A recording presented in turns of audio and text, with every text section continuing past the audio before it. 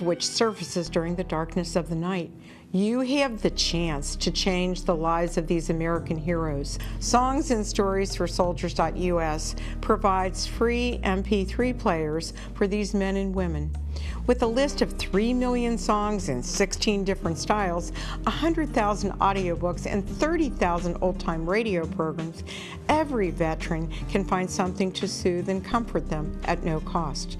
All our players contain an 8-hour audio program designed to help veterans fall asleep. With 1,500 plus vets now participating, it's our goal to deliver 10,000 audio players this year. Go to our website at songsandstoriesforsoldiers.us. Help us help a veteran make it through the night.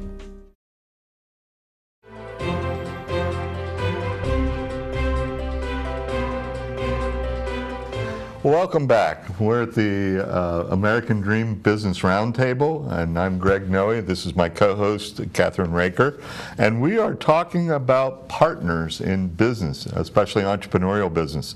And we've been talking about sweat equity partners, and I know I've got a lot of sweat tonight, but you may be seeing it. That's funny. Yeah, well, It's true. It's true.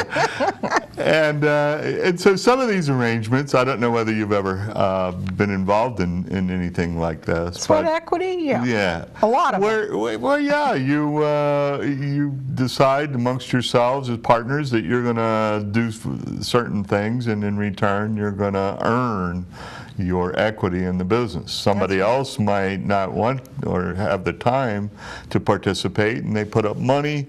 Sometimes there might be a license or something involved, and that person might donate their efforts and their essentially their license to the business. So there's all different kinds of arrangements. The one that I'm most familiar with is where someone who is a consultant arranges to have a sweat equity position in an entrepreneurial effort. And when we get a team of these service providers providing a basket of services to entrepreneurs, then we call those accelerators or incubators. Right, and we're very familiar with that. You have a organization called the Excelsior Group.org, and it's something that really helps people, right, that are young entrepreneurs, or they could be seniors and starting a new business. That's one of the things that we learn is that entrepreneurship crosses all ages. 25% of the entrepreneurs are over 55, 25% are between 45 and 55, so that means the other half are less than 55.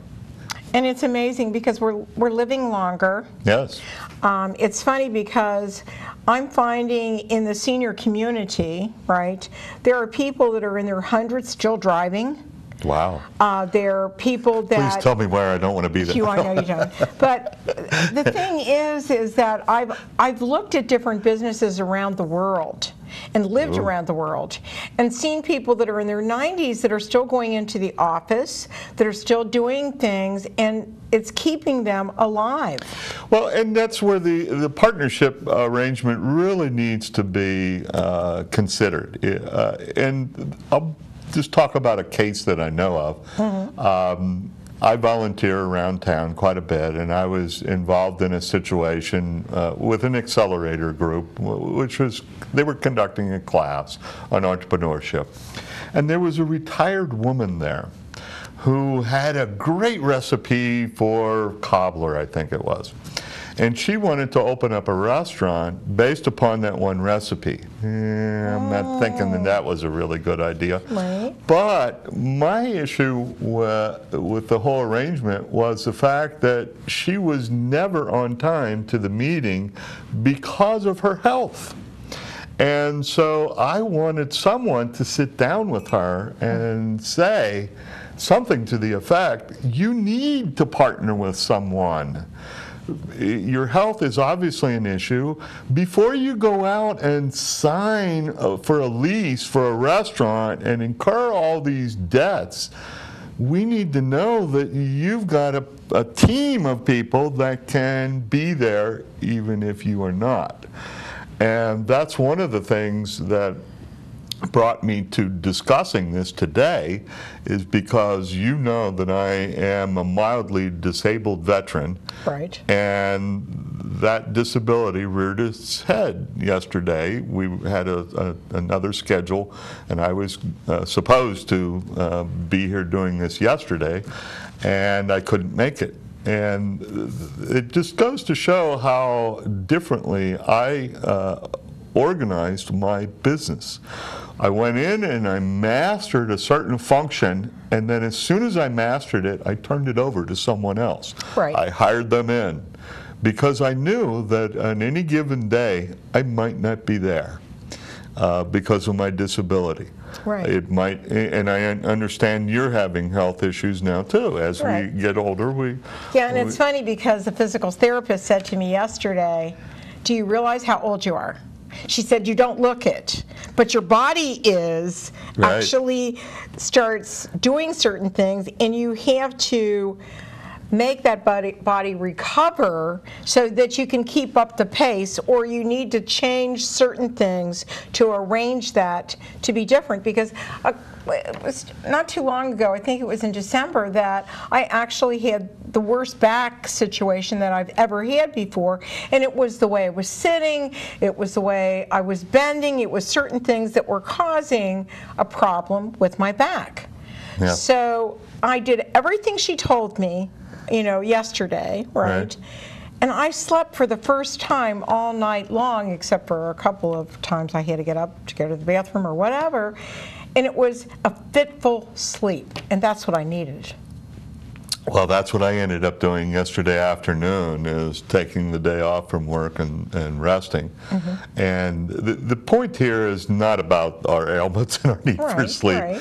but the fact that we've organized our businesses in such a way that it's not a huge catastrophe. Yeah, we had to cancel and reschedule, and I actually got the night off, actually. Oh, see? Which there are some benefits. There are some benefits to it. But right. I want our viewers to know that if they have some kind of infirmity or whatever that may keep them from being the one person in their business who can do it all the time, there's nothing wrong with admitting you need help. Every business needs help. I know there's some people in our community who think that they have built their businesses all by themselves, and I understand what they're saying. They're the holders of the secret sauce, or they've got the patents or whatever. Right. But we all need helpers. We need all these different kinds of people. We need bankers, accountants, lawyers, insurance agents, and consultants. I'm really trying to make the case for consultants. That's really important. You go back. That helps me, by the way. Yes. Well, if you go back 20, 25 years, all we had were accountants and bankers and maybe an insurance agent to help our small businesses. Right. And what is a consultant going to do? Nobody knows what a consultant does.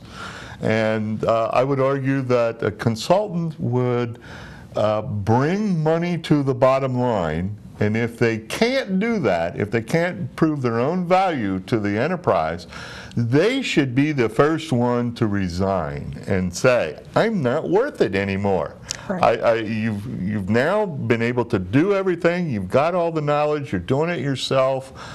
You don't need me anymore, or you're doing it much more cheaply than what I could do it for. Right. And that's okay. You should be, as an ethical consultant, you should feel comfortable with walking away. And I've walked away from different situations where people may have not really wanted to invest in it, in the sense of invest their time. Right. I'll give you an example, just an example. Okay. I had an author who loved to write. Okay.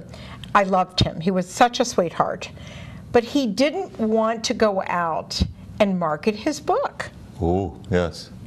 Catherine, one more time, one of your domains. CatherineRaker.com. And I'd like to have people go and visit the Excelsior Institute website, which is ExcelsiorInstitute.org. Excelsior means always upward, and it's spelled EXCELSIOR. Okay? visit us at those websites, send us an email or something, let us know that you're out there and you're watching us. We would really appreciate that. Thank you so much. We'll be right back.